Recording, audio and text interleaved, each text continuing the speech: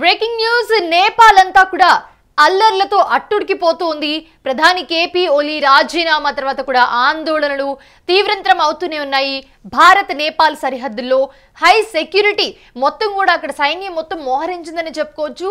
అల్లర్లలో నేపాల్ మాజీ ప్రధాని భార్య మృతి చెందారు.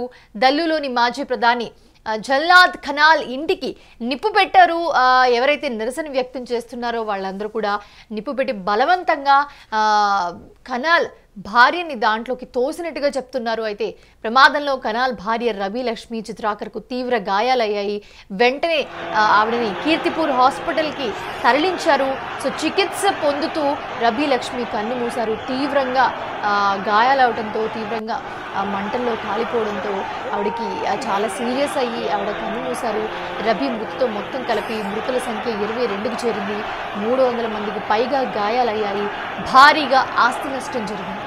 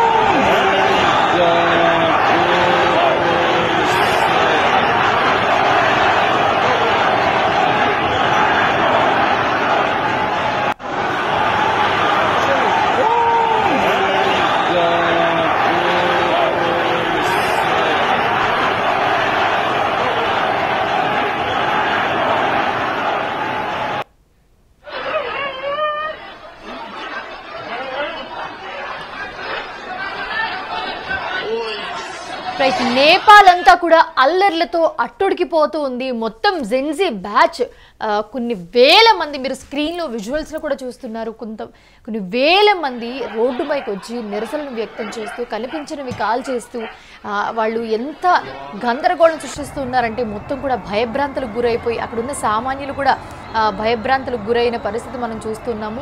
ప్రస్తుతం విజువల్స్లో కూడా మనకి చాలా క్లియర్గా కనిపిస్తూ ఉంది వాళ్ళు ఏం చేస్తున్నారు, ఎంత దారుణానికి ఒడిగడుతున్నారని. అది చిలికి గాలివానలాగా మారిందని చెప్పుకోవచ్చు. ప్రస్తుతం అంత దారుణంగా ఉంది పరిస్థితి. సో స్క్రీన్ మీద విజువల్స్లో కూడా మీరు చూస్తూ ఉంటే సిచ్యువేషన్ చేయి దాటిపోయిందని చెప్పుకోవచ్చు. సో ఒక్కసారి చూస్తే కనుక నేపాల్లో రాజకీయ సంక్షోభం ముదురుతూనే ఉంది రోజు రోజుకి. సోషల్ మీడియాపై నిషేధం ఎత్తివేసినప్పటికీ కూడా నేపాల్లో ఉద్రిక్త పరిస్థితులు అయితే కొనసాగుతూనే ఉన్నాయి.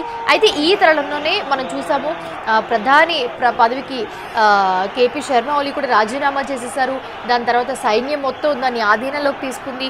సైన్యం మొత్తం కంట్రోల్ చేయడానికి చూస్తుంది. బట్ ఒకరు ఇద్దరు కాదు, కొన్ని వేల మంది జెన్జీ మొత్తం కూడా వాళ్ళు రోడ్ల మీదకి వచ్చి కనిపించినవి కాల్ చేస్తూ ఇష్టం వచ్చినట్టు కొంతమందిని కొడుతూ వాళ్ళ మీద దాడికి దిగుతూ ఏదైతే చేస్తున్నారో విజువల్స్లో క్లియర్గా చూస్తున్నాము. ఈ దాడుల్లో 22 మంది ప్రాణాలు కోల్పోయారు. ఎవరైతే మాజీ ప్రధాని ఖనల్ ఆయన భార్య కూడా నిప్పంటించి ఆ నిప్పులోకి ఆవిడని బలవంతంగా తోసేశారు అని చెప్తున్నారు. సో ఆవిడ తీవ్రంగా గాయాలయ్యి ఆ మంటల్లో కాలి తీవ్రంగా గాయాలయ్యి వెంటనే హాస్పిటల్కి తీసుకెళ్తే ఆవిడ అంత సీరియస్ ఉన్న హాస్పిటల్కి తీసుకెళ్తే ఆవిడ అయిన గాయాలకి వెంటనే కూడా కొద్దిసేపటికి ఆవిడ ప్రాణాలు విడిచారు హాస్పిటల్లో. సో దీనికి సంబంధించి మృతుల సంఖ్య అయితే ప్రస్తుతం 22కి చేరింది. 300కి పైగా తీవ్రంగా గాయాలయ్యాయి. రోడ్డు మీద కనిపించిన బస్సులకి, అంటే గవర్నమెంట్ బస్సులు ఏవైతే ఉంటాయో, కొన్ని ప్రాపర్టీస్ ఏవైతే ఉంటాయో, ఇల్లులు ఏవైతే ఉంటాయో అన్నింటి మీద చొరబడి దాడి చేస్తూ వాళ్ళు ఎంత దారుణాన్ని ఒడిగడుతున్నారంటే ఇది అసలు మీరు మధ్యలో విజువల్స్లో చూస్తుంటే కనుక అక్కడ కనిపించిన వాళ్ళ మీద కూడా దాడి చేస్తున్న పరిస్థితి మనం చూస్తున్నాము. సో కొంతమందిని అయితే హాస్పిటల్కి తరలిస్తూ ఉన్నారు. అధికారుల ఇంటి దగ్గర మాత్రం అక్కడి నుంచి అధికారులని, కొంతమంది ఎంపీలని, ఎమ్మెల్యేలని అక్కడి నుంచి ఖాళీ చేయించి వాళ్ళని వేరే ప్రదేశానికి తీసుకెళ్ళినా కూడా ప్రస్తుతం అక్కడ ఏదైతే జరుగుతుందో ఆ ఉద్రిక్త పరిస్థితి మాత్రం ఏమాత్రం ఈవెన్ 1% కూడా తగ్గలేదు, అది పెరుగుతూనే ఉంది. సైన్యం దీన్ని అడ్డుకునేందుకు ప్రయత్నిస్తూ ఉన్న వాళ్ళు కూడా ప్లాన్ చేసుకుంటూ ఉన్నారు దీన్ని అడ్డుకునేందుకు. ప్రస్తుతం ఉద్రిక్త పరిస్థితులు అయితే ఇంకా కొనసాగుతూనే ఉన్నాయి. చూడాలి అసలు వీళ్ళు ఏం చేస్తారు, ఇది ఎక్కడి వరకు వెళ్తుంది, ఎక్కడ ఆగుతుంది అనేది. గతంలో మనం బంగ్లాదేశ్ కానివ్వండి, లేకపోతే శ్రీలంక కానివ్వండి, ఇలాంటి సంక్షోభాలు ఉన్నప్పుడు వీళ్ళు మమ్మల్ని నోరెత్తనివ్వకుండా చేస్తారా, మమ్మల్ని మాట్లాడనివ్వకుండా చేస్తారా, సోషల్ మీడియా బ్యాన్ చేస్తారా, ఆ బ్యాన్ ఎత్తివేసినప్పటికీ కూడా వాళ్ళ ఆగ్రహం చల్లారలేదు అంటే అక్కడ ఏ రేంజ్లో అవినీతిని వాళ్ళు ఫేస్ చేస్తున్నారు అని కూడా కొంతమంది చెప్తూ ఉన్నారు. గతంలో మనం మొన్న బంగ్లాదేశ్, శ్రీలంక కూడా చూసాము. అక్కడ ఏదైతే జరిగిందో ప్రస్తుతం ఇప్పుడు నేపాల్లో కూడా అదే జరుగుతోంది. ఒక్కసారి ప్రజలు తిరగబడితే ఎలా ఉంటుంది అనేది ప్రస్తుతం ప్రభుత్వానికి చూపించాలని చెప్పి వీళ్ళందరూ, ఈ జెన్జీ వాళ్ళందరూ కూడా చేస్తున్న పరిస్థితి. వాళ్ళు తిండి తిప్పలు నిద్ర అన్నీ మారేసి ఇదే పనిగా వాళ్ళు రోడ్డు మీదకి వచ్చి నిరసన వ్యక్తం చేస్తూ, ఆందోళన చేస్తూ, ఉద్రిక్త పరిస్థితిని క్రియేట్ చేస్తూ, కనిపించినవి కాల్ చేస్తూ, దాడులు చేస్తూ వాళ్ళు ముందుకెళ్తున్న పరిస్థితి. చూడాలి ఏం జరుగుతుందో, సైన్యం ఎలాగ ముందుకెళ్తుంది అనేది కూడా చూడాలి.